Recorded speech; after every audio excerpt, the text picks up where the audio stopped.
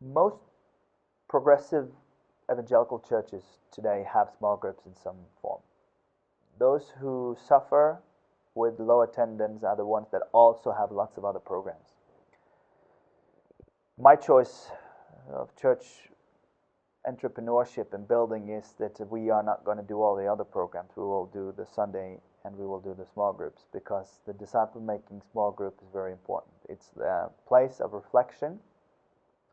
It's the place of questioning. It's the place of mutual prayer. It's the place of honesty. It's the place of seeing each other's face, taking care of each other. It's a beautiful place to create discipleship.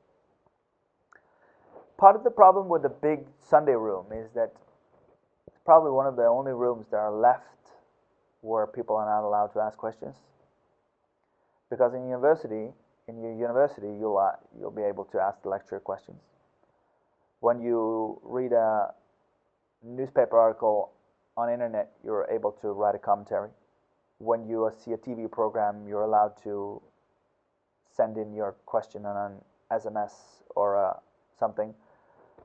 But in church, we're the ones that hold the microphone and define reality. And that's part of the late modern reaction against church, is that the institution is too hard to dialogue with.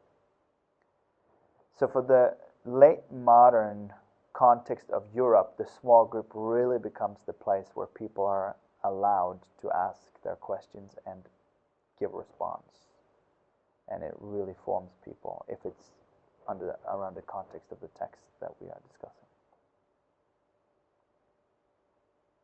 How can our personal disciple-making relationship overcome the cultural norm of individualism? I think it's a slow process. I think it's after 13 years of school in our country, where you learn that you are supposed to be independent. You get a key to the house when you're 7, you get a cell phone when you're 8, and you start saving money for your apartment when you're 14, start delivering papers, and you're told to get an education so you won't be dependent for someone else's income for the way you grow up. And you're told that God is not out there anymore. You got to fix this on your own. People are formed when you get them into Christian formation. But I think that what can happen over time is that Christ can gain position in people's lives. The priest and the Levite in the story of the road to Jericho, they didn't have time. They just saw themselves, because they asked the question, what is going to happen with me if I stop and help this beggar? But the Samaritan came along and he asked the question, what's going to happen to this guy if I don't stop? And I think that